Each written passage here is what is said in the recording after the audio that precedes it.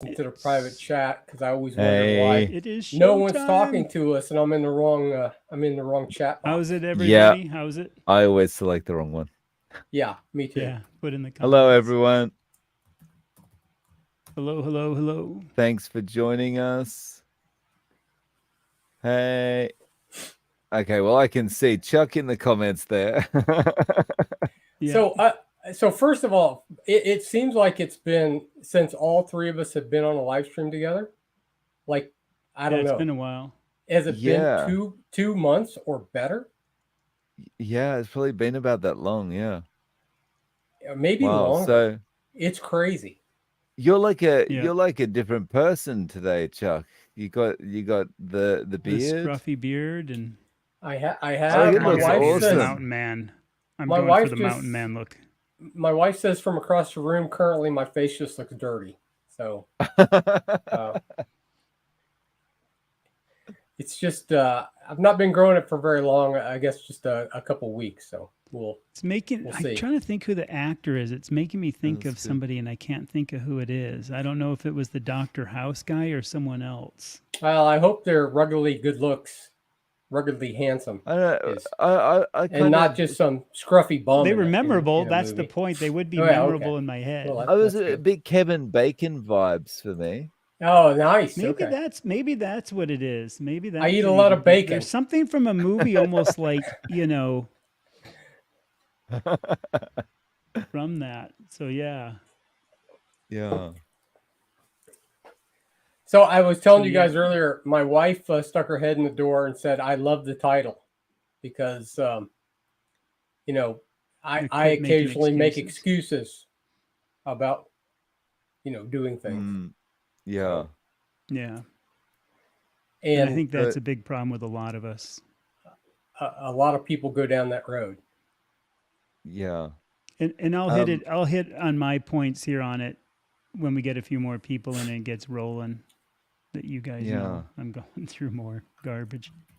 Yeah. And So it's no and excuse. I'm not going to make it have an excuse for me to go do something stupid. I'm close, but I won't.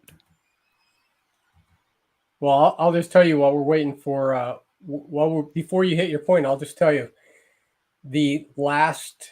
Well, now it's been a couple of weeks, but my our youngest daughter and our son-in-law Brett were here for about a month. They moved from Fort Leonard Wood to Fort McCoy in Wisconsin, put their house on the market. It sold in 3 days, and so they were Mm-hmm. with us for probably right around 4 weeks or thereabouts. And of course, they're both young. Brett works out like 5 days a week, so he's all ripped. And Fairlight's, she's 5 foot tall and weighs about 104 pounds. So they're young and in good shape. They have their little baby who is just turned a year old, but they eat predominantly good food, right? So they actually have done pretty much keto, carnivore style stuff, um, kind of on and off. But one of the things that at their age and their activity level that they can indulge in, Fairlight often will make homemade stuff. And on occasion, Mm-hmm. she would bring that down, to me and to Joni. But they were here, right, this whole time for like just solid. So Fairlight's like, well, you won't see us for a long time. I'll make you some homemade cinnamon rolls. And then it's like, well, you won't see us for a long time. I'm going to make some cookies. I mean, it was like terrible. Well, they were awesome. But the thing was, it was, uh, and I didn't suffer any ill effects. I certainly picked up a few pounds, which I've lost, in just a couple of weeks after they've left. Um, but I can imagine how difficult it is for people who are in that environment all the time, every day. And mm, of Yeah. course, at least this was good. I mean, she used real butter. She didn't use seed oil, but it's still grain. I mean, it's still cinnamon rolls, even if she's using, real cream cheese and butter and stuff in it. You still end up with the grain part, right? The flour. There's no getting away from it. mm. But it did make me think about people that are in that environment all the time, nonstop. And I can imagine it's pretty difficult to to get through that. if you just, constantly, instead of people that being there to help you, people, uh, are not a benefit. They're a hindrance, right? Where my wife's just always been super supportive, does this with me not because she has a necessity necessarily. She does it because she thinks it will keep her healthy, and so do I. But she didn't need to lose weight. She didn't have health issues, but she's done this with me all the time I wanted to do it, which from when I started, it's 5.5 years ago. And then I was off the rails for a while during that time, but I started quite a good number of years ago now.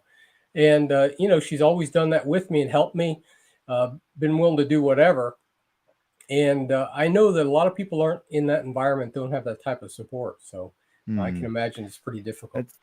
That's especially hard when you're first trying to get started and there's all that stuff around you, and those first few days, and you keep getting knocked off the wagon because of course your cravings are strongest in those first few days, and it's just like, I just need to stick to this. But no matter what, you give in all the time, and it's understandable. I mean, I've been there myself.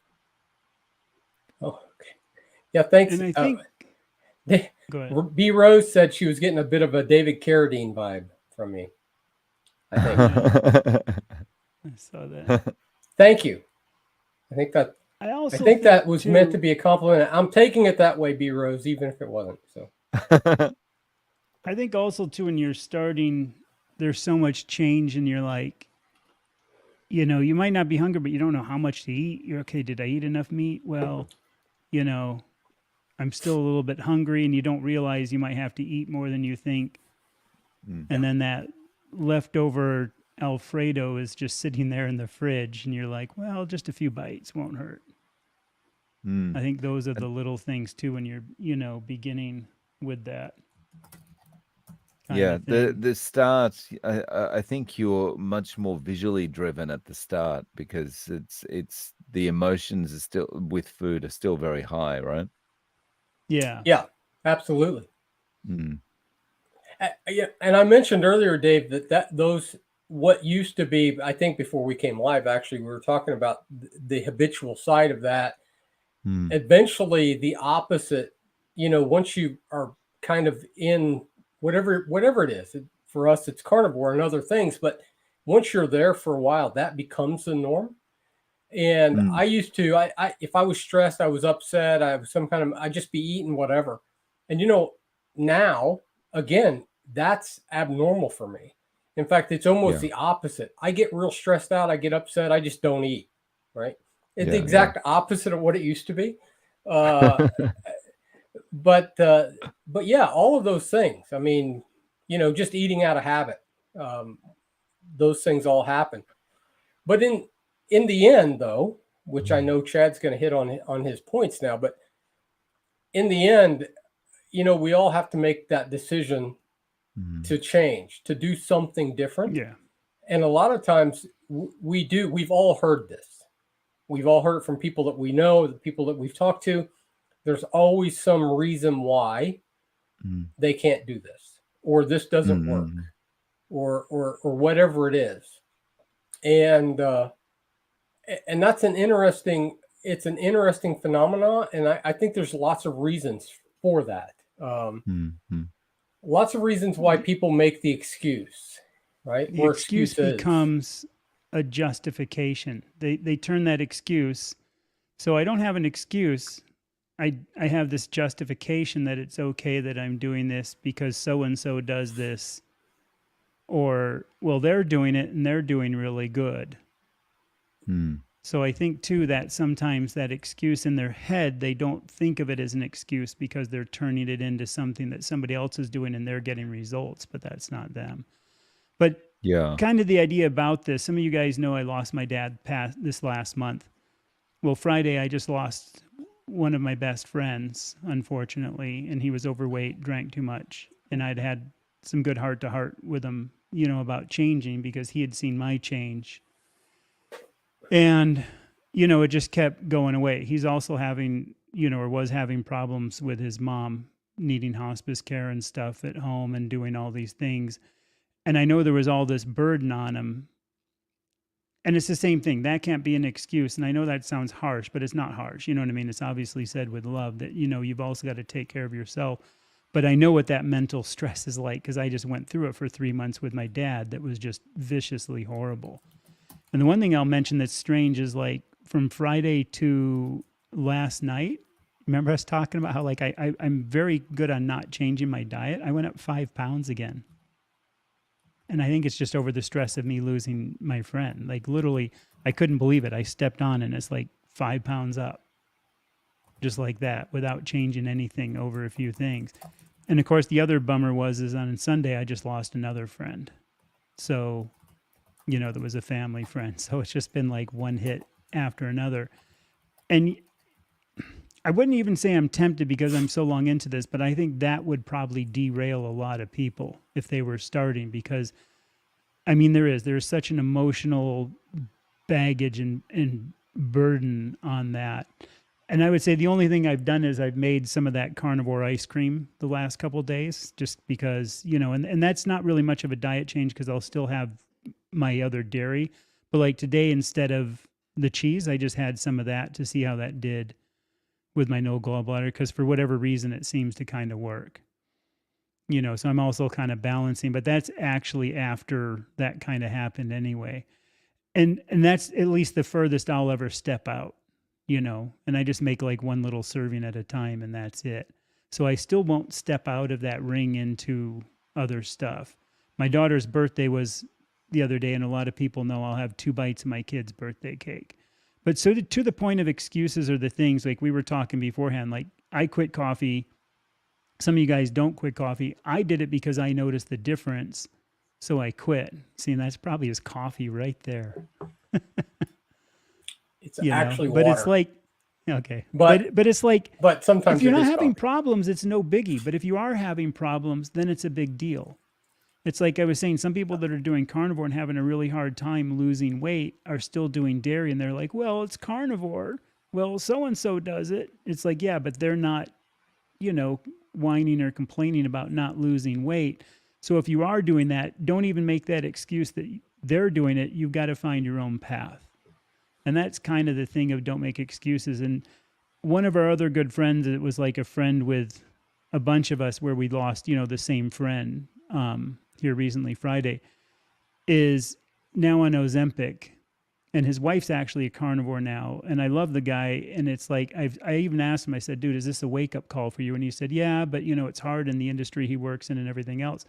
And I'm even saying that I understand it is, but you got to sometime at some point do this. And all of us know this comes from deep inside. It has to make the change. You know what I mean? Something has to drive us. So I'd love to hear you guys too in the audience, if you've come across people, that have had bad things happen and have they changed or do they justify it, make an excuse, whatever we want to call it. That's kind of the rundown of where this came from. Yeah, I think there's a lot of things that play in, right? Some of it is, I think sometimes people don't want to try. And what I mean by that is they don't want to try a new thing because of especially in weight loss. Look, I can just tell you from past experience, and Dave, I know this has not been quite your experience as much as maybe mine and maybe Chad's, but I know many, many people that have lost hundreds of pounds over the course of their life, right? And gained it all back. And so you try all of that stuff. And once you fail over and over and over again, you begin to get this mentality that even when things are going right in the back of your mind, you always have this thought, it's just a matter of time, right? Before the wheels come off. And, and I'm going to lose it. I'm going to lose control again. And so part of it is the notion that there is that fear that, like, why am I going to try this again and go through all this again? Because in the end, I'm just going to be fat and in bad health anyway. Mm-hmm. But the other part of that is that especially in the beginning, it's not easy. it really is not that difficult. It's really pretty simple to do, super strict keto or carnivore, but Yeah. it's not easy, right? It's Mm. simple, but not easy. And getting through the beginning part, a lot of people would just prefer to not to have to deal with that, right? It's like it requires some effort and some work, and you really have to want it. And I think sometimes that's the issue. Um, the issue with working out and those types of things. I mean, that's still an area I'm just a total slacker in. But it's not because I can't do it. It's not because I don't have time. Yeah, I say those kind of things, right? Yeah, I'm super busy. I don't have Mm. time, whatever. The reality is, if I wanted to do it bad enough, I would do it. And, now if there's some physical thing, I break my leg, okay, sure, I can't go for walks, I can't sprint, I can't do that. But currently, I have none of those issues. The only issue is the real desire to do it and to Mm. actually, just buckle down and get through the first month or two and move on. And that's a hard thing. It's one of the things I want to talk about at some point, and I want you guys to give me your feedback on that. And that is, I think that's half the struggle. Like when I started this again, after all my failed diets in the past, I really did. I didn't know if I could do it. I really didn't know if I could succeed, but I really wanted to. I wanted to enough to commit to it. And Mm. I think part of the thing with excuses and those types of things is um, part of it's just they don't have a lot of hope that they can actually succeed. I think people have been told for decades, for the last 50 years or better, that the way you lose weight is to eat like a rabbit and to do workouts for 90 minutes a day, and that carnivore thing and that keto thing is all insane. And so that's working against the vast majority of people. uh their constant failures in the past, because look, if you weigh 300 pounds, you've been on 2 dozen diets throughout your life, and none of them Mm. work, clearly, right? Because you still Yeah. weigh 300 pounds. So until I started doing keto and carnivore, it was the same for me. Mm. I'd been on 2 dozen diets and failed at every one. I'd lost a bunch of weight but just gained it all back plus more. So all of those things work against people. And then it's easy to either just, say it won't work for me. I don't want to try it. It's not healthy, whatever, right? And so Mm. they just don't go down that road again.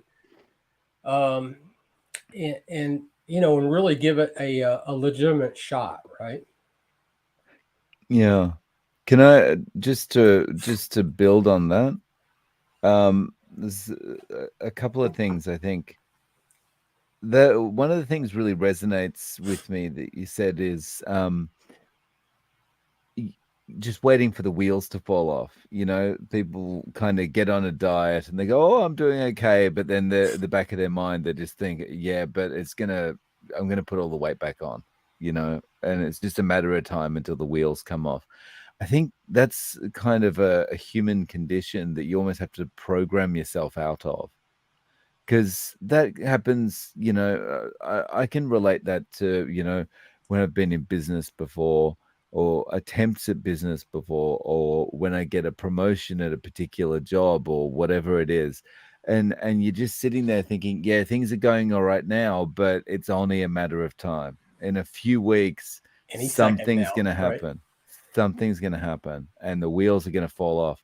And so I think it's just one of those things where you got to go, okay, well, I've got to buckle down, and I've just got to do this as hard as I can, and I'm going to assume that things are going to go okay.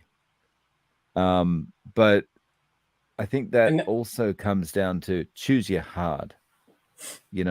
It's really hard to get started, especially when, as you say, people at home who might be eating normally or whatever. But you choose that hard, or you choose the other hard, which is long term, dealing with diabetes or dealing with stroke or dealing with all Yeah. these other things that come along right. with it. We used to And, Mm. do a and lot of cliff jumping in the islands, and sometimes we bring tourists to, points where we would jump off. And some of them were pretty, over 50 feet, which is a pretty good leap of faith.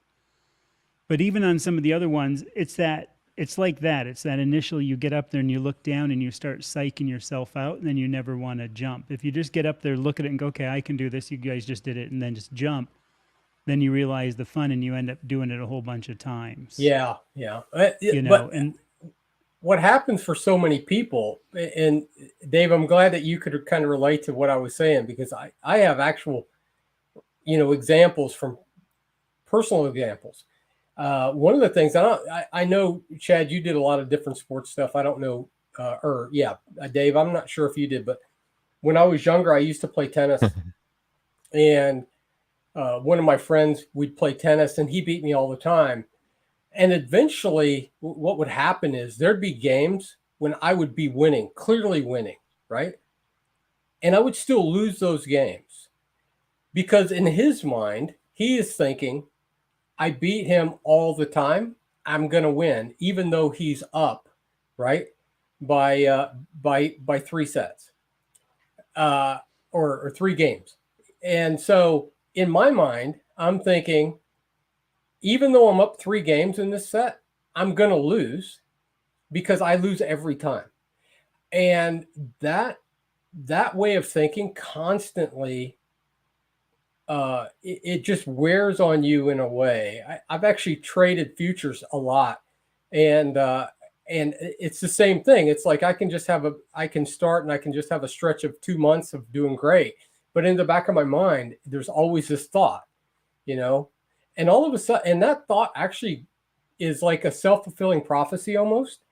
You begin to actually press, you begin to, to get tense about what you're doing, whether you're playing sports. I mean, I've experienced them playing chess against different people where they beat me all the time. I beat a guy for the first time recently who's significantly better than me. And even in that game, I remember how nervous I was. Like, I'm up a full piece. I don't know if you guys play chess, but I was up a full piece, clearly winning. And even then, it's like I was so nervous and got so tense and so worried. Like, what am I going to do to like screw this up right at the last minute? Which I didn't. And I managed to win. And once you do it once, it really does help. Right. It's that one step where you begin to believe, well, maybe I really can do this. Right. And, but it is difficult sometimes to get past that point. And it was that way with weight loss with me. Right. Until I really had some success, and I felt good doing carnivore. I wasn't starving all the time, that I really began to think, man, maybe I really can do this. And that change in mentality is a huge thing. I mean, you can't underestimate that, right? What you think and how you think about yourself and how you speak about yourself and the things that you do have tremendous impact. I think we vastly underestimate the way that those things affect us. There was a quick story that almost kind of relates. I was in like a Bible study Friday morning, met a guy, actually pretty interesting guy. He had beat cancer, and he's 59, so he's a year younger than me. And we were talking about, food and health a little bit. And I was mentioning what I do. And he's like, yeah, but the stuff has, it clogs your arteries and your calcium, and your cholesterol goes up. He goes, there's no denying that. And I'm like, it's just a bunch of, and I just went, well, so in science, you got to start believing. I went off on all this other political idiocy on him, and it kind of shut him up, I guess, for a second. He's like, well, yeah, but I've been eating, vegetables for, only 5 years, and I don't eat meat. And, and I was not mean. I'm like, brother, this is the thing. Look at you, look at me. I'm a year older than you. And I said, do you really think you're in prime shape? Because he wasn't. He was definitely like 40 pounds over, at least, and kind of the big man boobs and that kind of, I always call it a robin belly when people get that weird bloated, but their legs are really tiny, that look. And I'm like, try it. Just why not try it for 90 days and see what happens? Oh, I'll never try that. And I go, what have you got to lose to try it? Well, no way would I ever even try that, man. This is working. And I go, but again, look, I've got a flat gut. I'm not having any issues, and I've been doing this for over 5 years eating meat, 4 years strict. It's just try it. Just give it a try so If worst case, you just go back to doing what you're doing. No way. To me, that's almost beyond an excuse. It's just like, so dig your heels in. I don't know about you guys, but I just don't understand that mentality of like, no way will I even ever try this. It's not like that radical of a thing with how many people still eat meat. I think a lot of that comes from discomfort, I think. You think? You're telling me what I'm doing is like, basically, I mean, you're not literally telling him he's wrong, but like, in his mind, he's got that barrier. Well, yeah. In his mind, he's got that barrier up. It's like, you're telling me I'm wrong, and that means I have to doubt everything I ever imagined about the world, and that's uncomfortable for me. So it's easier just to shut it down, I think. Yeah, or unless it's just something because you don't want to try. It was very mutual. We were getting along. It wasn't like a bad thing because we're in the Bible study. We're both, I just go, look, man, I think though when people, this is kind of where an excuse, and we covered this before, where justification goes to one side and complete denial goes to the other side of an excuse. Maybe, if that makes sense.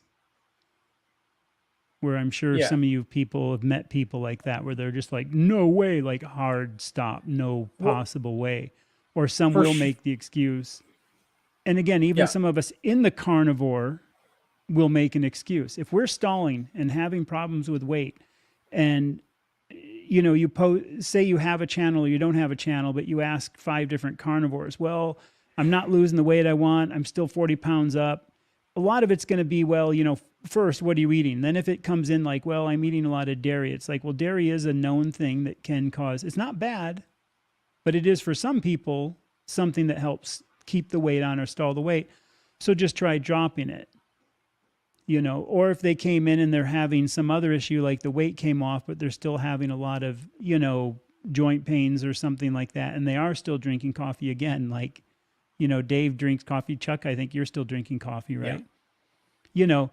But you guys, like I said earlier, aren't whining about like, oh, my joints hurt. Oh, I can't stand this. This carnivore isn't working. It's kind of like, if you're saying, well, yeah, but my joints aren't feeling any better, I'm still doing carnivore, man. And I just, my back ache still. It's like, well, yeah, I'm still having 4 cups of coffee with cream a day. It's like, well, stop that and let's see what happens. And even so, I think it's not just an outside excuse coming in. It's just these excuses. And some of this kind of triggered me because, like I said, man, I'm just so sad for losing my friend because he didn't need to go. He was only 43, Wow, that's really young. Yeah, that's young. And, it was the drinking. And we kept telling him, don't be drinking so much, and then being out of shape on top of it. Once those complications start setting in, that's a tough one. So, you know what I mean? Well, you love your friends, and even if you lose them, it's that kind of like that honesty point too. It's this didn't need to happen. And it was an excuse that let it happen, I guess. Well, and again, I think that we all do this to certain levels, right? The issue is the levels that we try to do it at have minimal amounts of negative impact in our life. And that really is what you have to do. And again, that's a difficult thing to make an honest assessment about what is the real impact of what I do, right? Whatever those things are. Dave mentioned, I think before we came live, about coffee. Yeah, no negative impact as long as he doesn't mind not sleeping. And see, that's the thing. Yeah. So I don't sleep enough, right? But I know why that is. It's because I drink too much coffee. And a lot of times I get off work at 3:30 and I'll go lay down and take a nap for an hour. All right. Okay. Well, that's not good for sleep, right? So a pot of coffee every day, take a nap in the middle of the afternoon, don't go to bed till midnight, get up at 6 and go to work. That's not ideal. Yeah. But I know why that exists, right? It exists because I make a choice between doing those things or not doing those things. And, not great amount of sleep. It's not great for me, but I can kind of live with the downside, right? The dairy that I still have will still give me a little bit of congestion in my nose. I know what happens, right? So I make the choice, and we try to minimize those things as much as possible. But we all do it, or the vast majority of us do it to some degree, right? I still spend too much money, but I don't spend us into bankruptcy, right? And so there's a difference. I don't really drink anymore, but when I did, I would drink some, but I didn't drink, I didn't get hammered every day, because that's just a recipe for disaster. So, we all do those things at some level, but the reality is, as adults, we should make an honest assessment about my behavior. Is it worth the trade-off, right? Yeah, I'm gonna hit this really. I can do the dairy and accept the trade-off of a little bit of congestion, right? But do you want it to? Well, I want to eat at McDonald's every day and have Twinkies and Ho-Hos and die at 55, or do I not? Well, that's not worth the trade-off. That cost is too high for me. But that's kind of the spot some people are in, right? I mean, well, I think this is true to what she's saying here. This just eating isn't enough. It's like that change of the mind. It is. It's that breaking the old habits and forming new ones. And this is where even I rally on some people that are doing like the quote carnivore pizzas, or too many like pork rind nachos, or trying to, alternative food, one thing or the other. If they've got I've never had pork disorder, rind nachos. Yeah, but if they've got like if they've got an eating disorder and they've got to get away from that snacking, then it's time to stop those, break the habits, and then bring them back later on if you want. And again, if you're not having a problem with it, have at it, enjoy it. But there's a question here, so let's hit this. The only right way to do carnivore is the way that it works for you.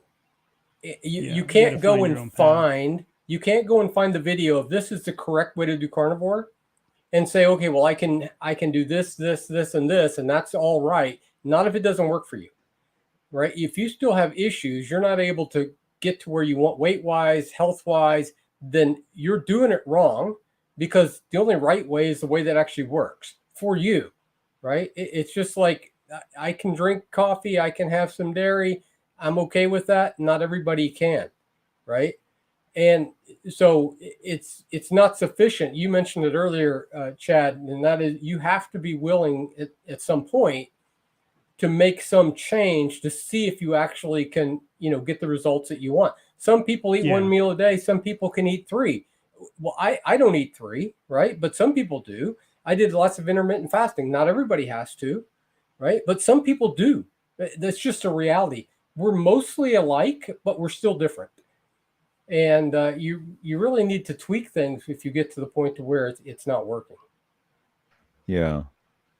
So let's hit this real quick from the CGM. Recently appears from the CGM reports, the closer I eat zero carbs, the more rapid my progress. I'm curious what the rapid progress, which way, like getting better, I guess. For several weeks, my worst day has been 6 to 8 carbs, maybe 1 day a week. I guess I'm curious more info on what your progress is, like getting better. Is Paul saying it's getting better or it's progressively getting worse? Yeah. If it's getting better, I will say this, what's interesting is I have that little keto mojo thing, and I was going to play around with doing my, just for curiosity, because some people are curious. And I think a lot of us know this because when Sean Baker had that CGM on for a while, he would talk about it. And it's like, if I go out and do my hike and come back after a hard 3-mile hike, if I do my prick test before I go out, and then when I get back, it's just like radically different. Yes. And so I think Paul said it's getting better. Well, I'm not surprised by that. It's getting better. And if it's consistent where, the time of the day and when you do it, before or after meal, before, after working out, or even if you get up, like my morning routine, might be going out. We like to take care of the birds. So I put some fresh water out for the critters, here in the desert, and do stuff. And even that amount of moving around changes it. Yeah, yeah. If I strictly get up right out of bed and do it versus an hour after doing some chores, then after a hike, they're all three different numbers. And I haven't eaten, I haven't done anything different. It's just purely what I've been doing. When I'm really pretty strict, the other thing that happens, and my wife sees this pretty radically in her blood sugar numbers, and I certainly see it in mine. Oftentimes, Joni's fasting glucose in the morning now is higher than when we started doing carnivore, but it is the highest at that point in the day, and it drops throughout. And oftentimes my fasting glucose will be higher than at any other time during the day.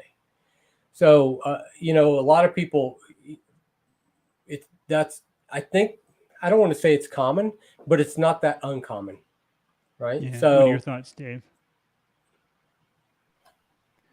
Yeah, I mean, so Paul's saying later on, 4 weeks off all insulin. Yeah, he's getting better.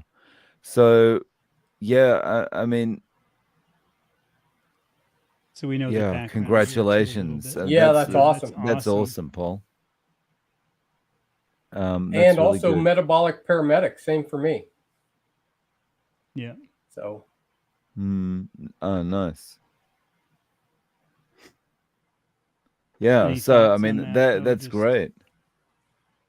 I think the carbs at 6 to 8 weeks and a bit of variation. The fact that the trend is you're off the med stuff that's all you need to 6 know. to 8 carbs is low. That a lot of people talk about doing 0 carbs, and I think really what they mean predominantly is they're not taking in any carbohydrate type food, right? It's virtually, well, I shouldn't say it's impossible. It's difficult to get to no carbs because of the fact that almost lots of stuff in carnivore still has some carbs, right? My heavy whipping cream has some carbs in it. So, but when I'm doing 0 carbs, what I mean is I'm not doing any blueberries. I'm not doing anything outside of meat and dairy, right? So, and I do that not as much as Chad does. On purpose. But I'm not purposely taking in carbs for my nutrient value. I'm not going, okay, I need X amount of carbs, which again is fine if you're doing keto. I'm not eating vegetables. I'm not eating grains. I'm not eating. And keto people even might dark want to. chocolate. They might want to say, I'm going to bring in 20 carbs. And if they figure out what that is, that's perfectly fine too, because it's a known value. Yeah. So there's it's never about the no carbs. It's just about, that optimum for you. Yeah, I think it comes back to what Chuck was saying before. It's just, whatever works. Everyone's got to find exactly what works for them. And as you say all the time, Chad, it's a process of testing, right? Yeah. I think you and I are the same. You got to test, everything and decide. On this, Simply I know she said she was having meat versions, not hanging. Hanging meat aversions is like you don't want to dress your own deer or cow, but having meat aversions, that would be annoying for me. I would start. Well, what do you think about this, Chuck, real quick, and then we'll let Dave hit it. An interesting thing. I don't know where Simply Minimalist lives, but I know one thing. There really is like the minimalist, a thing you can get from tick bites that actually gives you a allergic reaction to meat for about a month to 30 to 60 days, which also would be really bad. I think it can last up to years. I think it can last years too. Yeah. Oh, well, I haven't had that. It's more common in Texas and stuff. Yeah. I don't know. I mean, is it like recent? Like you used to like meat, but now you're having an aversion to meat? I don't know. I've never had that. I've had times when I don't have any appetite, and like no appetite at all to eat. Like nothing is appealing. Yesterday that happened. I didn't. My wife said, "Do you want some of this?" So I said, "Nah, not really. I'm not really hungry." But I actually went down and started eating it, which it was ribeye, and it was awesome. And so after first two bites, I ate it all. So that. But so I've never had an aversion to meat though. I've always eaten meat even before I did carnivore or keto. I've always loved meat. So my thing is I didn't climb all the way to the top of the food chain to become a vegetarian. You know what I'm saying? Yeah. I'm not sure about what this could be, but I think you just got to do what you got to do. And, if that means just sticking to, say, eggs and trying some other kind of, like, have you tried some seafood? Maybe if you put seafood in there, you do fish or something, maybe that might be more tolerable for you at the moment. Yeah, otherwise I'm not so sure. Yeah, if you could have been bit by a tick, I would check that out. If you're in those areas where it could happen, you can look that up. My other thing was going to be exactly what Dave said. Is it a aversion to like pork? Did you like bacon before and now you don't even like bacon? Or is it just red meat? And is it just a certain cut of red meat that you've always eaten? Like ground. Like I can't eat ground a lot. And so it's that kind of a thing where I don't really like eating much ground meat. I mean, I like it and it's good, but it's not something I could do all the time. So I tend to just eat like my lamb all the time now, or cheap cuts unless I find something really good. Yeah, she says she used to eat it regularly. And B Rose, by the way, said get variety, eat 2 or 3 meats at a time of different kinds. But yeah, so she says she's from North Dakota, probably does not have the tick bite, and that she used to eat meat all the time. Oh, and hello to Fairlight. I didn't tell her I was going to be on, so it's nice to see her. She must have got the email notification. Fairlight's my youngest daughter, by the way. Yeah. Who her and her husband have I just do like moved the and minimalist. their baby. So the simply minimalist. I am curious if you're kind of like a minimalist type personality too. I'm just curious. I'm gonna have to go take pictures of like my drawer one day where like my forks are all perfectly stacked and the spoons are perfectly stacked and the knives are pure chaos because they don't stack and it just freaks me out. That's or like not my minimalist, drawer where everything is Chad. perfectly. Well, no, but that's part of the minimalist thing of not necessarily. OCD the minimalist is just that having what you need. Correct. But I'm saying, but the minimalist is also you can have multiple. It's just only what you need. Like we have enough for the family, but that's it. You know what I mean? Well, me, I just have my chopsticks on the side and the one spoon. And actually, when Karen met me, she knows this. I had one fork that I would use if I used a fork, and that was it. That was the only fork I used, period. And I have the same thing. Like I have usually just one spoon I use most of the time. Unless I don't have it, then I'll just quickly use another one. But, like my clothes are the same way kind of thing. Very few, very And the giant, same. by the way, is watching from the Philippines. That's awesome. So, yeah. I think he said hello from the Philippines. Yes, Manila. Here's an interesting one. I'd say 0 carb. There's been a few people talking about carnivore, what it is. See, to me, hyper carnivore is those people that are 70%. That's exactly what hyper carnivore is. 70% of your diet comes from things. I always say a true carnivore is kind of just, in the animal kingdom, and strict is you're just maybe toward lion, but you're fairly strict with it. But I don't think it matters, but I think the definition helps because somebody can say, well, I'm doing carnivore and I'm not having results. Well, if they're considering carnivore a hyper carnivore and 30% of their intake is still plants, to me, that's not true straight carnivore. So you would be hyper carnivore. And that's, I think, the only thing where the definition comes into play is when people are having a problem, what they're calling carnivore.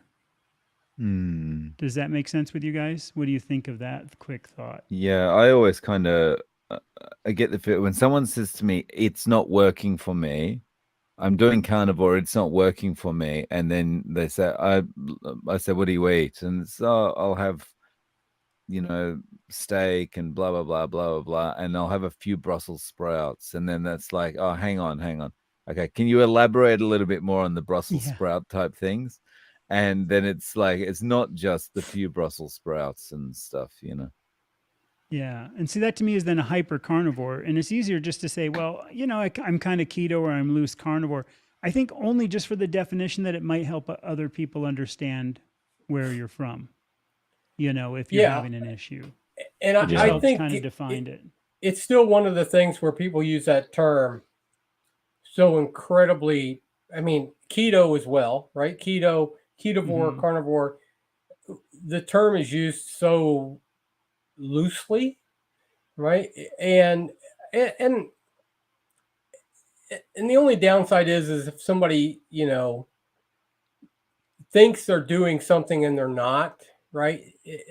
That's probably the downside. Like if they're not really, if they think they're doing carnivore, I mean, it only matters if they think they're doing what they should be doing and it's not working, right? And so, well, I tried that, it didn't work. I think it's even worse with the term keto because I know people, I did keto, but that means they were eating keto I did it for the first year, and keto bread I had a lot of junk and keto stuff, right? And okay, well, no wonder, right? It's not really. So I for that, I just try to say whole food, right? Like whole food keto, or I eat lots of times say mostly carnivore. People ask me, and then I have to define what exactly that is. So I do mostly carnivore. Yeah. The OCD thing, I know I have that, but the minimalist side, like till I was literally in my 30s, I lived out of 3 bags. That's all I had. Like literally, like, you know what I mean? So that was pretty minimal. And like when I met my wife, when I was in my 30s, my biggest place I was in was 420 square feet. And there was like almost nothing in any of the drawers or in any of the things. And I was fine with that. But I'm just saying that other side of me too, besides being, because a lot of minimalists are neat freaks just by their nature, because they have so few things. So they tend to be, you know what I mean? That extremely maybe combined with that. But it is funny because I actually miss that. I actually miss having nothing. Because with kids and everything in a bigger house, it's so much. And sometimes there's just too much stuff. And it's like doing the YouTube stuff or doing like I do with photography. You have to have stands and lights and things, So to me, that's not, it's how much of the setup do you go with what you have. That's what I've known. But it was funny because I know in a lot of people I would meet, like even later on, they wouldn't believe that that's all I have. It's like, that's it. That's all. I've got my bicycle and my thing. And because for a long time, I've always liked cars, but it's like I didn't even have a car for a long time in some of the areas because there was just no need for one. Japan's probably like that for you, Dave. You don't really probably need the car as much. Yeah, it's minimalist in some ways, but not in others. I think what happens is even though you only have a small space, you end up collecting a lot of junk. Like the room I'm in right now, it looks like a bomb's hit it. It's good for audio that way, but Yeah. I have never been without a car since 3 months before my 16th birthday. So sometimes I'm on multiples, but I've never been with none. Yeah. I've usually had to have them in the U.S. when I'm working. Even in Hawaii, I had to have cars. But like when I was in the Caribbean and stuff, you didn't have to have a car because everything was within walking distance. You wouldn't want one, though? Not when I was there, no, because it would be way too expensive to try to do anything with. I think there's some places where you truly don't need it, and I've lived in a couple of those places. I don't need it, but I miss driving. There's like parking and things and getting to work. And when you can literally get to like, and I love cars, don't get me wrong, but like, if you could get to the rail or, the train or whatever in almost less time than it would take you to find the parking space, and then you can be efficient on the way there. I can see why people don't. That's the difference, I guess. US. Like if there was a bus that stopped at my driveway every day, I wouldn't get on it. Right. Yeah. I don't do that. I don't do I'll let public Dave transit answer this one, the plants, including because coffee. I like to I don't do drive buses. and be in I don't do control. buses. Yeah. I want to be able to come and go as I like, not wait for a train, a bus. Well, the subways or trains are, I think, are so different. Subway, same way.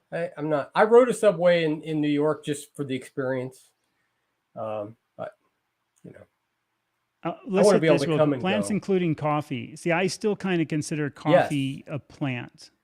So it is a plant. Yeah. But again, one of the if you're most carnivore sprayed and only plants, doing right? like coffee and a couple other things like that, I don't think it's a big deal. I think it just helps to know if that comes up. Mm. You're not getting a lot of carbs from it. Yeah, that would be keto. I mean, tea is a plant, right? I mean, yeah. Yeah. Pepper is a plant. And I use it every take day. care. Just fun to see another minimalist type person in there. Moved to Mexico over 2 years ago. Watch all those channels, especially the men, of course. Moved to the Philippines. I think that's kind of also like to that other guy who's living over there. They were talking about that.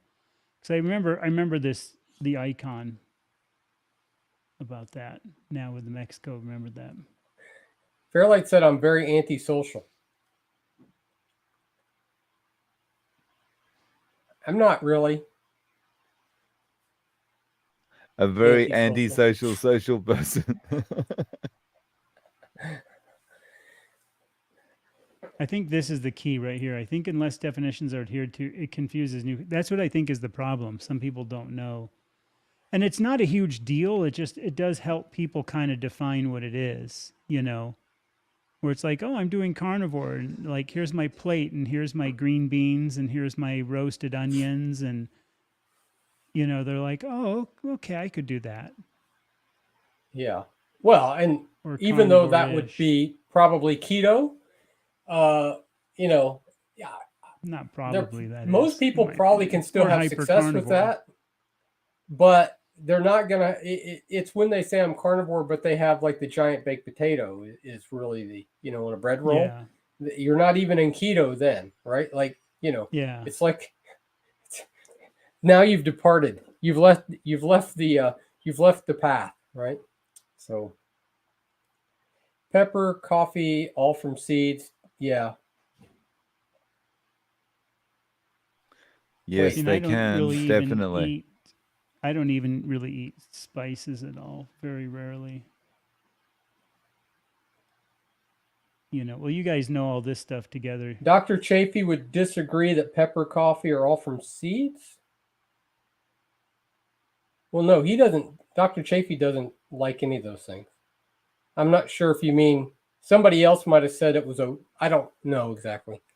Maybe he's saying Dr. Chafee would disagree that it's okay, or that it's carnivore. Would disagree that it's carnivore and you shouldn't be eating it. Maybe as what he probably. But see that it's the only problem with he's not even doing salt anymore.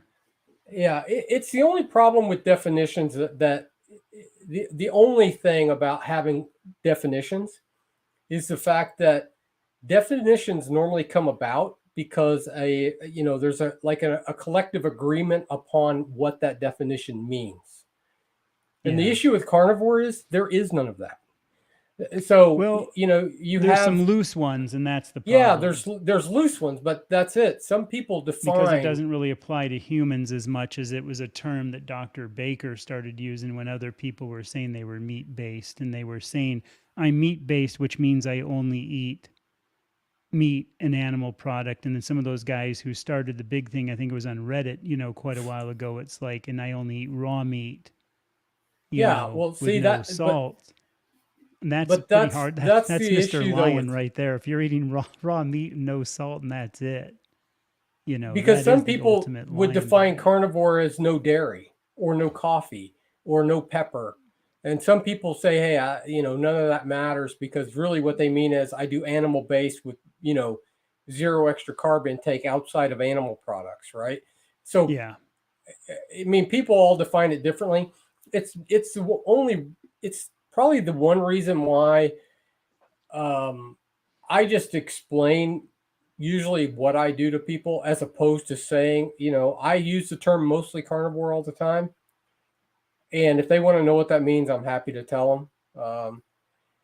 And, you know, but some people are extremely strict about the definition. It's like, Yeah. but here's the thing. Why do you get to make the definition up? Right? Yeah. Like, Well, it's not. What do you think of this, Dave? This being strict is not necessary. I agree. Being strict is not necessary. As we've been talking about, it comes back to, your individual needs, but it can be easier, definitely, because it's clear and simple. Yeah. So if you say, like, part of the problem, I think, with the way we're eating and getting people on board is that, there's not necessarily a step-by-step plan. Because there's no carnivore program, right? It's just like, just go to the supermarket and buy meat, and there's no one out there selling courses on, this is how to be carnivore, and that's a good thing. But some people like to have a switch, and some people Yeah. like to follow steps, and so in that case, it definitely is easier to be clear and simple, and that's it. Okay, well, you're going to be eating your 3 meals a day until you don't need that, and those 3 meals are only going to be made up of steak and eggs until we say otherwise, or something like that. Yeah, That's kind of what I think. I think that's why Dr. Berry often says his beef, butter, bacon, and eggs. Like, just you go 30 days or 90 days, you eat as much beef, butter, bacon, and eggs as you want. Like, it's simple. That's your meal plan, right? Eat it. If you're hungry, eat. Right? If you're hungry enough to eat a meal, eat a meal. Eat as much as you feel like it. Do it.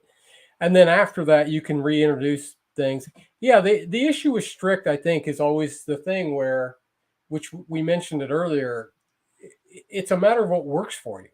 Some people have to be, Michaela Peterson has to be ultra strict, right? Like, if she eats soy, it like debilitates her for 3 weeks. Okay.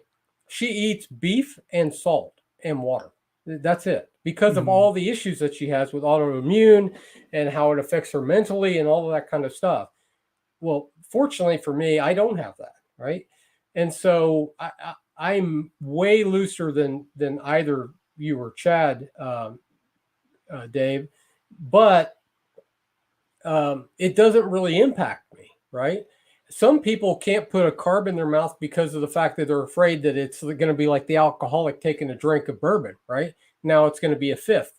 And so it's all of that kind of stuff where it doesn't have to be super strict as long as it works for you, right?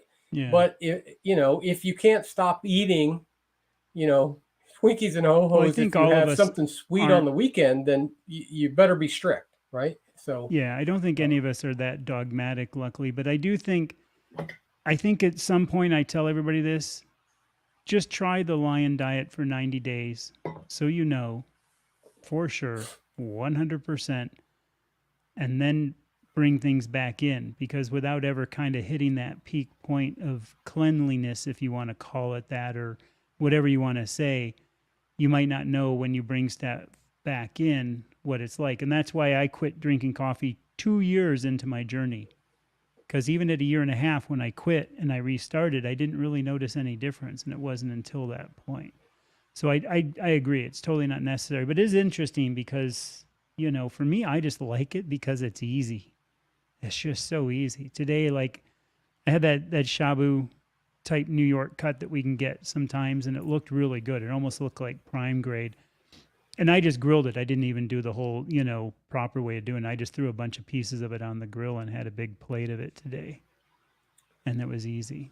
It was just like, there's nothing to it. The same thing with my lamb I ate so much of. It's just, the only thing that's hard about those are the stupid little T-bone shapes and trying to get all the meat out of the little T-bone shapes. Yeah. Metabolic paramedic said being strict helps achieve optimal, which is we kind of, I don't know if we may have talked about that before we came online, but coffee, pepper surely contribute to suboptimal risk increasing, and absolutely.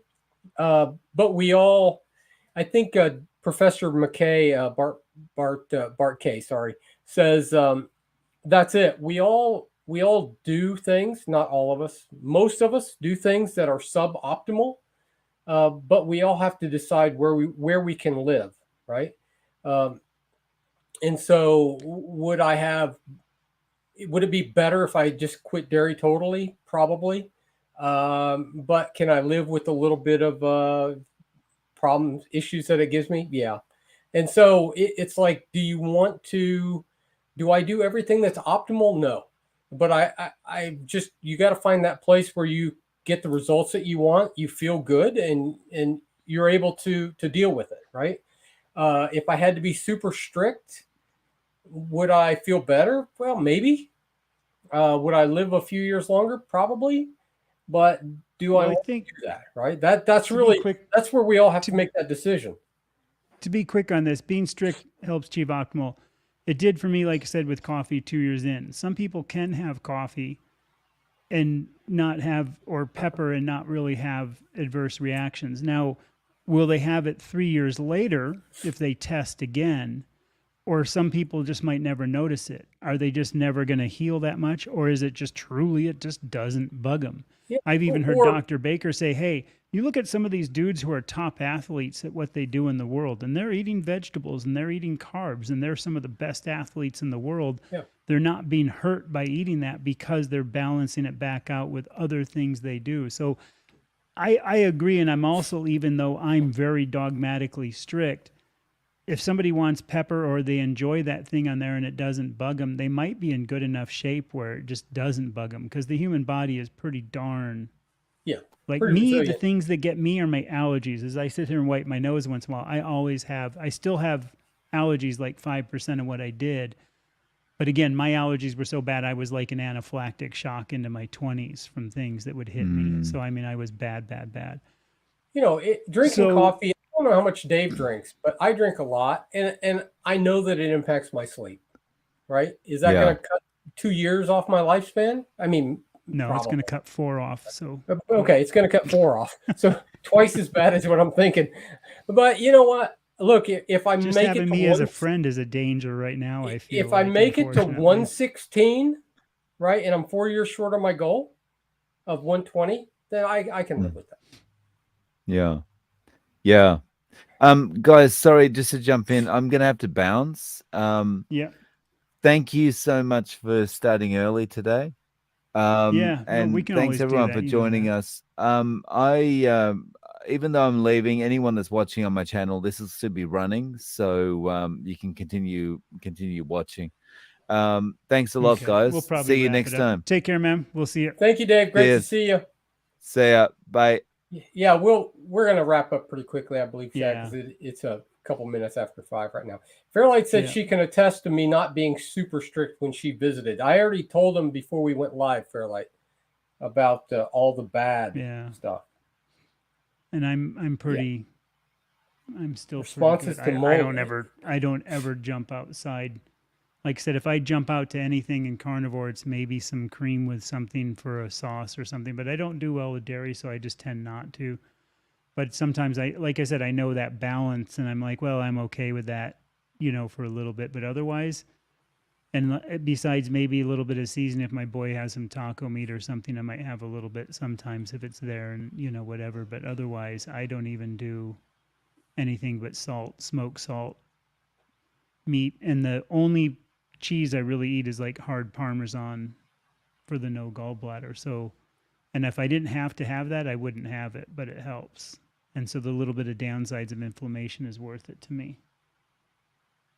The B Rose asked if I think she was meaning, yeah, were you experiencing responses to mold and not just allergy? I don't know about Dave, but Chad, but we are similar in this way. I had incredibly, like, nonstop for years, chronic sinus infections, like severe, taking allergy pills every day, nonstop. And I now am back to where, yeah, I still have a little bit of congestion the way that Chad does, but I'm about 95% better. I still am impacted some by pollen. I know that does happen, but I don't know exactly what it is that just ultimately triggers me. Maybe some dairy It may be. I still eat peanuts sometimes. Those have mold in them probably. So I have Yeah. no idea. But the Since thing is, it's so much better than it was before that it's like since I've it's been so radically carnivore, different that I now I'm just happy that it's not yeah. that it's not like nonstop 24 hours a day and I can breathe through my nose most of the time. For me, since I've started carnivore, I can't say, because when I lived outside in other areas or other places, even other countries, I always had about the same amount of allergies no matter where I was. And my worst ones are or were pollens and things like that. Those are pretty much all gone, but I still have food allergies. If I get garlic and stuff, I can really feel it and really sense it. You know, the couple of times, like a couple years ago, my buddy took me out to a Brazilian all-you-can-eat place, and I was like, well, what the heck, you know, if it comes with some garlic on there, they had something that was, you know, some garlic meat, and I had it. A little And I bit could of totally seed hit it. oil, a So little bit of garlic. I'm like, just don't bring that out anymore. And I had the other stuff. The mold, you know, it could be. I mean, but I don't know how much we have here in the house, so I don't know exactly if that's it. And I am curious about it. So it's not something that I would ever dismiss, because I know the mold can be a serious issue. But I'm pretty sure Yeah. now I am so good with stuff that it's strictly thing. Because the second I have something with a seasoning, or like I even get a histamine response with meat. And like today when I was cooking that shabu, I know I was even eating a bunch of it. We were talking about this the other day. You weren't on here, but I was talking about eating meat raw. And like I was at, you know, the thin sliced meat. It was just Right. New York slice, and I was eating a bunch of it raw, because it like I'd throw some on, then pieces would fall, and I'd just eat it, because if I threw the small pieces on the grill, they would fall through the grill. And I get histamine from that. But if I do that with the lamb, I don't get as much histamine response. Yeah. So I do think it's an interesting perception from that. I will say this about my giving up Michaela coffee. does do the lion diet. Okay, yeah. Beef For the and giving beef up and coffee, salt. one thing that's interesting, my whole life, I could never, ever, ever get to sleep properly. And this was from when I was little all the way up through. And when I finally, and this is even before I quit, before I drank coffee, I even had problems where I didn't do it, where I couldn't shut my mind down. Okay. So this wasn't just a coffee thing. But what I found interesting is, even in the carnivore times, I still had this not being able to shut my mind down and get to sleep. But once I quit coffee, I could shut my mind down and then get to sleep. For the first time in my life, I've actually been able to go to bed at like 8:39 and get up at 5:30 on my own, which is interesting, not from an alarm clock and not from anything else. Now, my theory of that is that that's what we should be doing naturally as humans, but coffee was the thing keeping me up, like so many people do. It does keep people up, and it doesn't allow them to get as good a sleep. So the carnivore healed me, but the coffee was masking that perfect healing of being able to go to bed when it's dark and get up when it's light. That's my perception of it. That's my story, and I'm sticking to it. Butter at bedtime's a great sleep aid. That might be true. I eat It lots of is. stuff that's detrimental to my sleep, and I just, you know, I know that I do. Coffee is one of them. I don't know the lacto-fermented. I'm not familiar with the lacto-fermented is just fermented, or is that kind of one and the same, or is that like yogurts and certain things on the lacto? I'll have to look that up. But Sean O'Mara, who's a guy who's walking the walk, you look at that guy, and he's the sprinting guy for some of you carnivores, Yeah. I'm sure, that know him. Dude's in awesome shape, and he's really big on fermented foods, because he's like, that is something that, you know, other people in cultures and history used to do, that actually made some of the foods more, I guess, consumable to us people. So, see, and there's again where I think it's cool if people are experimenting with this and trying the fermented things or whatever, because that's what it's about to me, is like finding your optimum and testing your optimum. So if it works, that's if you're pretty not familiar awesome to with hear. Dr. Sean O'Mara, you should go check him out. He's incredible. Yeah, he is in great shape. He's 60 now, maybe 61, and he's done everything. He's like a lawyer, went to med school, was an undercover DEA agent or something like that. He's done all kinds of stuff in his life. Now he's a doctor. Yeah. So Sharp guy. yeah. Served as Yogurt, culture, emergency sauerkraut. care Okay, that's physician, what I I thought think, then, for yeah. 2 presidents, or 1 president like and Sean 2 O'Mara. Secretary of States. So great story. Well, I think we'll sign off. Yes, Queso yeah, it's morphine's a little probably after helped support this. after Queso 5. morphine is a serious addictively thing. And you look it up. When you look up milk, it's actually made nature, you know, as I would say, God's made this perfect mom's milk that does make the babies addicted, because that way the babies will always be craving their mother's milk and make sure they get enough in nature to grow up strong and quick equally. And that's actually, when you look that up, you can see that written quite a bit, that the scientists will kind of agree on that. Yeah. So yeah. Anyway, we're going to sign off. I thank everybody so much for showing up, and Yes. we will see you next time. Greatly So my appreciate it. infamous It was Ahui ho. great to all 3 of us to be on again for the first time in probably 2 months, I would guess. So Yep. but I'll see you in a couple weeks, Chad, and I'm hopefully Dave will be back with us. Thanks everyone for hanging out. I greatly appreciate it. Take care.